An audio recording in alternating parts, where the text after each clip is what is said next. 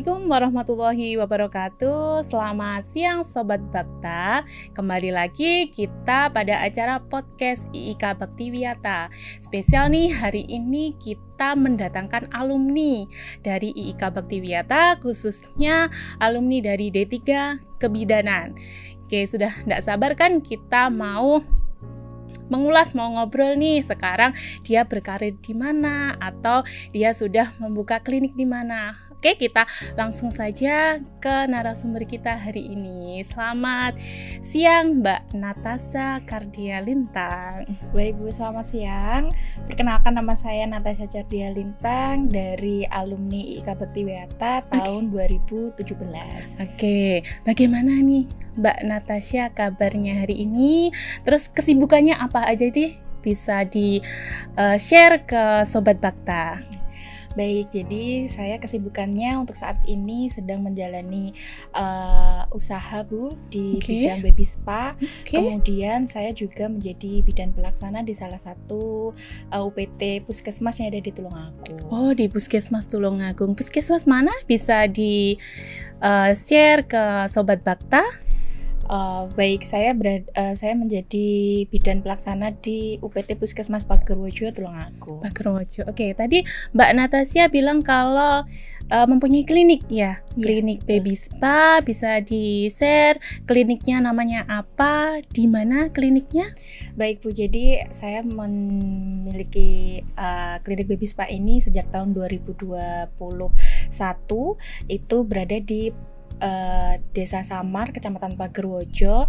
Jadi klinik saya ini di bidang komplementer. Jadi lebih ke baby spa, mom spa, dan kids spa. Oke, cabangnya mungkin ada berapa, Mbak Lintang? Iya. Untuk sementara ini masih akan membuka cabang baru yang ada di Desa Ketanon di Kabupaten Tulungagung, jadi lebih ke arah kota ya Bu, daripada yang di OTT pertama. Oke, lebih dekat di kota ya. Iya, Ibu. Oke. Selanjutnya nih Mbak Lintang, bisa dijelaskan pekerjaannya sih seperti apa, baik di baby spa-nya maupun di puskesmasnya? Baik, kalau di baby spa-nya sendiri saya punya dua metode ya Bu dalam pelayanannya. Yang pertama home care, yang kedua datang langsung ke klinik. Jadi untuk kesibukan saya sendiri untuk membagi waktunya itu, saya kalau misalnya setelah turun dinas atau lepas jaga atau mungkin setelah dinas dari puskesmas sudah selesai, saya membuka klinik saya. Jadi kalau misalnya ada yang home care ya saya datang ke tempat pasien, tapi kalau misalnya ada yang reservasi langsung ke klinik ya saya layani di klinik, seperti itu sehari-hari. Oke, berarti double job ya, di puskesmas juga, di rumah juga, home care juga. Oke, kalau bisa diceritain nih Mbak Natasha, di puskesmas, Mbak Natasha sebagai apa atau menjabat jabatan fungsional mungkin? Sementara ini saya memang masih belum ASN ya Bu, tapi saya sudah di jasa kerja. Jadi saya menjadi bidan pelaksana di Ponet dan dirawat inap, seperti itu. Jadi kerjanya shift nih. Jadi nggak yang setiap pagi di poli itu nggak, kita shift 24 jam. Oke, tapi di usia muda ya sahabat Bakta, Mbak Natasha ini sudah mempunyai klinik yang nantinya juga kliniknya sudah akan membuka cabang ya Mbak Natasha. Selain punya klinik, Mbak Natasha juga bekerja aktif di puskesmas, di salah satu puskesmas di Kabupaten Tulungagung.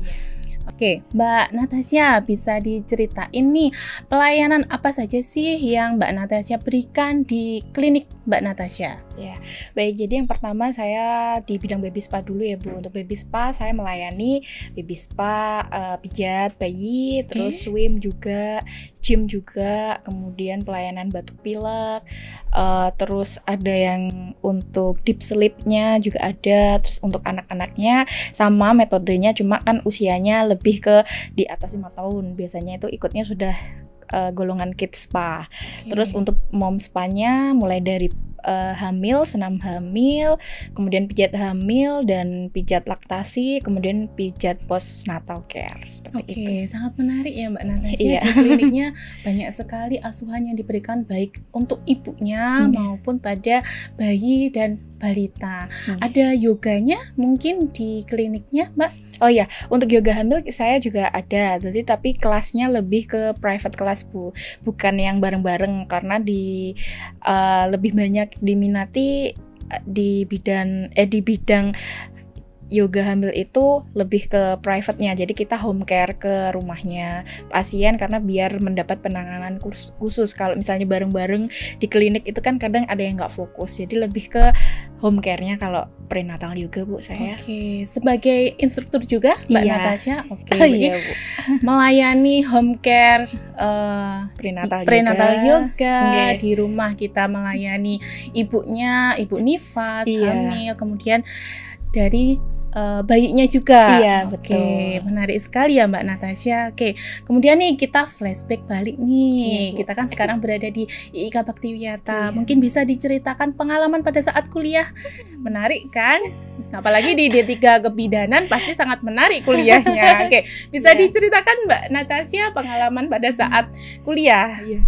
Baik, jadi waktu kuliah itu sebenarnya saya tuh masuk kebidanan tuh setengah hati Bu awalnya. Karena tuntutan orang tua biasanya gitu ya. Bukan di lebih tiga. ke kayak bingung mau jurusan apa kayak gitu. Terus saya berpikirnya kayak di keluarga saya belum ada yang kesehatan. Jadi saya daftarnya di sini langsung alhamdulillahnya langsung keterima. Di awal-awal nih Bu yang paling seru. Jadi saya tuh nggak bisa ngikutin mata kuliahnya yang ada di IIK karena ngerasa kayak bukan diri saya yang udah di sini di Gitu, semester oke. awal.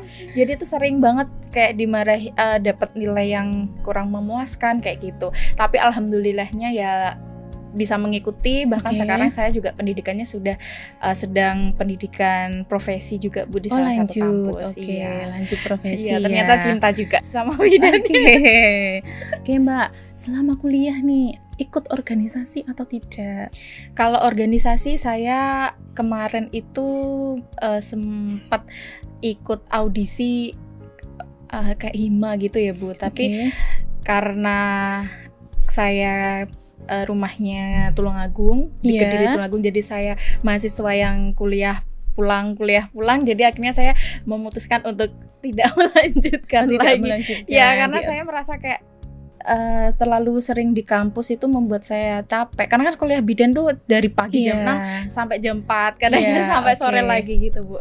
Jadi pertamanya Oke. ya ikut hima, terus kemudian saya mundurkan diri. Oke, ini sih masa yang paling berkesan nih pada saat kuliah D3, entah itu mungkin selama perkuliahan atau mungkin selama praktek. Kan Iya. pasti ada Oh, banyak praktiknya ya, Iya, baik betul. itu di kampus maupun di lapangan. Iya. Yang paling berkesan nih Mbak Ini Natasha. mau yang di kampus apa yang mau di luar kampus nih Bu? Oke, dua-duanya bisa diceritain ke Sobat Bakta. Oke. Oke, baik. Yang untuk yang di kampus itu yang paling saya ingat itu praktiknya.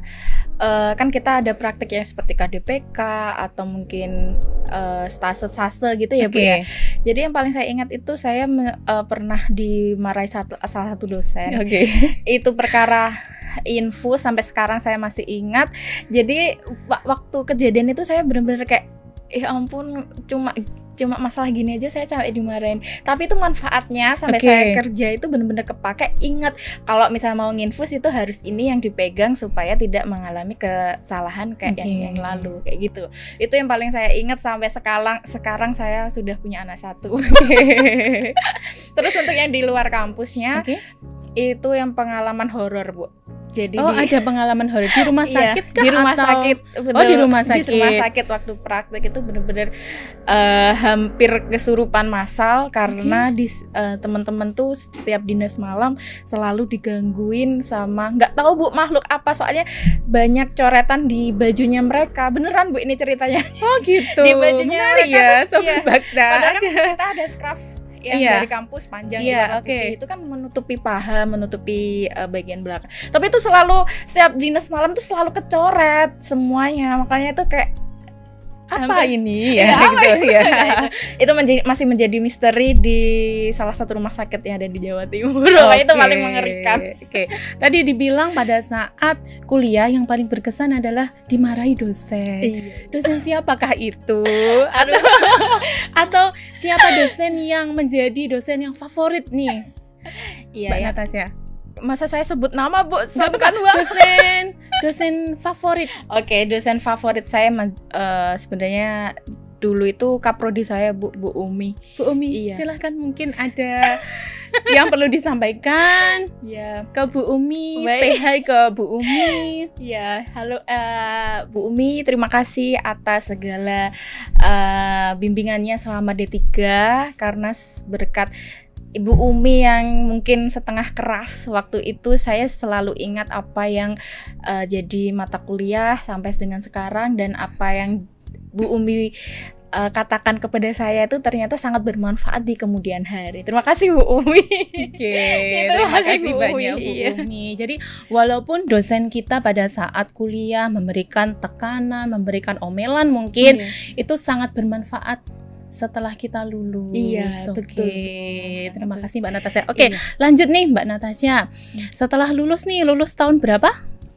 Tahun 2017 Bu lulusnya D3. Oke, 2017 setelah lulus Mbak Natasha langsung bekerja, langsung mendapatkan pekerjaan, atau langsung membuka kliniknya sekarang yang sudah berkembang ini? Baik, jadi yang jadi lucunya lagi Bu, saya sebelum lulus itu sudah bekerja di salah satu PMB. Karena Oke. saya sebenarnya niatnya itu cuma mau LTA saat itu, Oke, tugas iya. akhir, tapi ternyata malah direkrut jadi asisten bidannya Asisten sekalian. bidan, Nggih. oke. Jadi sampai 1 tahun di sana, kemudian saya memutuskan resign, saya pindah tempat kerja jadi asisten dokter estetika. Sempat Oh, Bu selama sempat. 2 tahun. Oke. Iya. Setelah itu saya merasa untuk terlalu banyak resiko Pak. Pada saat itu kan PPKM ya Bu, karena kita tatap muka dengan pasien Banyak facial, pasien, pasien iya. itu kan terlalu dekat, jadi saya memutuskan untuk resign. Baru itu saya menikah. Setelah menikah, saya kepikiran nih, apa sih bidan ini selain jadi PMB yang menghasilkan cuan, Oke. tapi kita nggak terlalu repot mengeluarkan banyak biaya di awal. Kan kalau PMB banyak ya Bu, mulai dari Iya. bangunannya sampai dari alat-alatnya itu kan banyak. Terus saya memutuskan untuk, oh iya kan saya punya sertifikat baby spa dari IKA Baktiwiata waktu sebelum lulus, jadi saya berani buka itu. Saya modal uang 5 juta, kemudian saya membuka baby spa di kontrakan rumah saya yang di Samar, Pagerwojo. Oh Gitu. gitu. Jadi Iya. Sobat Bakta biar tahu nih, kalau di D3 Kebidanan, jadi sebelum lulus para alumni kita dibekali beberapa pelatihan. Betul. Salah satunya yang pelatihan yang diikuti oleh Mbak Natasha adalah pelatihan baby spa. Iya, betul. Yang sangat bermanfaat nih sekarang, dia bisa buka klinik, dia bisa membuka baby spa, klinik baby spa. Oke, silakan mungkin dilanjut Mbak Natasha. Terus kemudian 2021 itu saya membuka baby spa Bu. Awalnya tuh banyak yang kayak meragukan, kok bidan buka pijet ya. Oh, gitu. Iya. Kemudian saya pendekatan dengan masyarakat, saya memperkenalkan kalau misalnya ini tuh masih menjadi ranahnya bidan, karena dari perawatan bayi baru lahir itu kan bagusnya memang langsung diberikan sentuhan pijatan ya Bu. Oke, Itu. sebagai bonding ya. Iya, Oke. makanya saya perkenalkan seperti itu, dan alhamdulillah masyarakat sekitar juga menerima dengan baik. Kemudian berbondong-bondong dari mulut ke mulut, disebarkan bahwa saya lebih enak pijat di bidan daripada di dukun bayi. ya. Oke. Seperti itu. Jadi alhamdulillahnya lumayan Bu, dari 6 bulan pertama itu langsung alhamdulillah jalan sampai sekarang. Oke, jadi yang dikatakan Mbak Natasha tadi, di masyarakat bilangnya yang mijit bidan itu lebih enak daripada yang lain mungkin ya, karena di bidan nih pijatnya dia pakai aromaterapi, pakai minyak khusus, Betul. kemudian ada suara-suaranya, ada diiringi musik ya, Betul. tidak hanya untuk rileks badan, Betul. tetapi juga untuk perkembangan si bayi tersebut. Iya, betul. Oke, mungkin ada lagi Mbak Natasha seputar pekerjaannya yang pingin di-share ke Sobat Bakta nih. Oke, jadi untuk baby spa sendiri Bu, sebenarnya memang menjadi ranahnya bidan, tapi sekarang juga ada yang dari perawat, ada juga dari fisioterapis. Nah, maka dari itu kita harus pintar-pintar nih cari celah supaya bidan ini tetap diminati di masyarakat.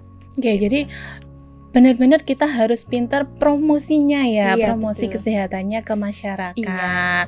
Oke, komplementer itu memang ranahnya bidan ya, sesuai dengan Permenkesnya juga telah diatur ya Mbak ya. Tidak hanya bidan tidak hanya menangani persalinan, tidak hanya menangani kehamilan aja, tetapi juga komplementernya sekarang yang sangat diminati. Hal yang paling berkesan pada saat bekerja, baik di kliniknya maupun di puskesmasnya, apa nih Mbak Natasha? Baik, jadi yang paling berkesan itu setelah kalau kita semalaman itu ada infartu di Ponet ya Bu. Terus paginya sudah ada yang reservasi 2 atau 3 pasien dengan kita sudah kita sudah janjian dari jam 8 karena kan kita turun jaga jam 7. Terus jam 8 sudah ada reservasi. Itu yang paling mengesankan karena kita semalaman nggak tidur. Terus saya sendiri tuh punya bayi Bu, usia 1 tahun. Jadi itu menjadi kayak seharian itu nggak tidur. Itu yang paling kayak ya susahnya cari uang seperti ini. Itu menjadi hal yang terkesan, tapi enjoy lah saya dengan itu karena pilihan saya sendiri dan saya insya Allah masih bisa menjalani, jadi masih menikmati gitu. Bagaimana tipsnya nih setelah kan tadi pulang bekerja pasti kan capek, ngantuk, kemudian kita bertemu lagi sama pasien. Tipsnya gimana biar ketemu sama pasien itu tetap smile, tetap kita memberikan asuhan yang terbaik kan pastinya kepada pasien kita. Gimana nih tipsnya Mbak Natasha? Baik, tipsnya yang pertama itu kalau misalnya tuh kita capek tapi menghadapi pasien langsung dengan kita harus memikirkan bahwa mereka itu sudah mau datang ke rumah itu menemui kita, berarti treatment kita, asuhan kita ini sangat diterima di masyarakat dan di pasien. Jadi kita harus memberikan feedback itu kepada pasien kita, seperti itu. Jadi saya kadang tuh juga aduh capek, tapi saya ingat mereka dari rumahnya jauh, mengingat geografisnya daerah saya itu benar-benar pegunungan ya Bu. Mereka tuh datang menunggu, kadang tuh minta tolong tetangganya buat ngantar, kadang juga nunggu suaminya yang baru kan di sana kayak peternak ya rata-rata. Jadi kan kita cari rumput dulu. Setelah cari rumput terus minta tolong untuk ngantar ke rumah ibu bidan. Kadang gitu tuh saya merasa kayak ya ampun effortnya mereka tuh kayak gini. Jadi lebih kayak saya merasa ya udahlah saya memberikan pelayanan yang terbaik mumpung saya masih bisa dan mumpung saya masih di sini, saya membagikan ilmu saya kepada yang benar-benar membutuhkan seperti itu. Jadi harus tetap melayani dengan sepenuh hati. Seperti motonya bidan. Walaupun secapek apapun tapi tetap harus memberikan pelayanan. Kedepannya nih Mbak Natasha, baik di klinik maupun di karirnya, apa yang diharapkan oleh Mbak Natasha? Baik, saya sangat mengharapkan bahwa yang ada di saya di karir saya ini, saya ingin melanjutkan pendidikan saya lagi Bu. Saya ingin lebih mengeksplor pendidikan yang terbaru, maksudnya ilmu-ilmu yang terbaru, sehingga saya dapat menjadi bidan yang tidak monoton. Jadi saya ingin menjadi bidan yang memiliki keahlian komplementer yang lebih baik dari sekarang. Saya juga ingin terus berkembang, mulai dari segi pendidikan, mau dari segi karir di pemerintahan maupun di komplementer saya di klinik saya. Jadi saya ingin semuanya itu benar-benar imbang. Jadi insya Allah saya akan terus berjuang karena saya tidak cukup puas dengan yang saya dapatkan hingga hari ini. Saya ingin tetap belajar lagi. Harus di up to date ya. Harus pendidikan berkelanjutan. Supaya apa sih?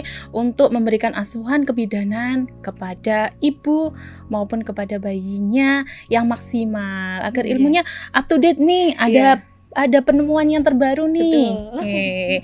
Oke, Mbak Natasha, untuk rencana nih untuk kliniknya bagaimana?